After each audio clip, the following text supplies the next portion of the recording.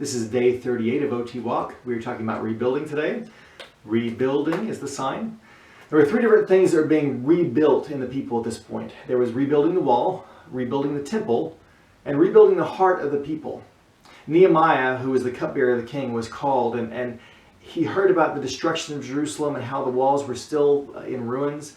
And he was really burdened, and he got permission from the king and resources from the king to go and build the wall back.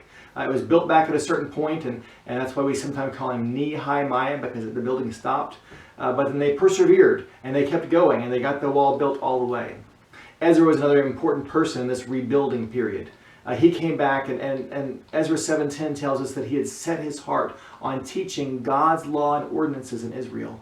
It wasn't just about teaching the temple, rebuilding the temple. It was about rebuilding the people and giving them the heart of God.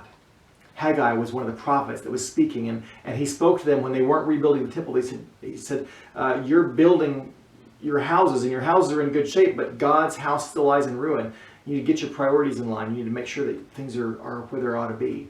And God was speaking through him. As they were working on rebuilding these things, Zerubbabel was another person that was here at this time. And Zerubbabel was of the line of David. He was the governor of the area.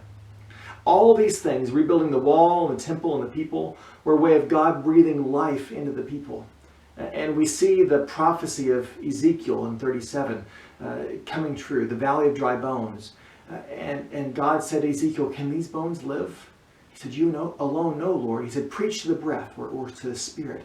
And the Spirit came and filled life. And these bones that had once been old and dry and crusty are now together, and it's a mighty army. And God was building this mighty army. And he still is rebuilding today. Here are the last four motions of OT Walk: faithful, rebuilding, Esther, and promise.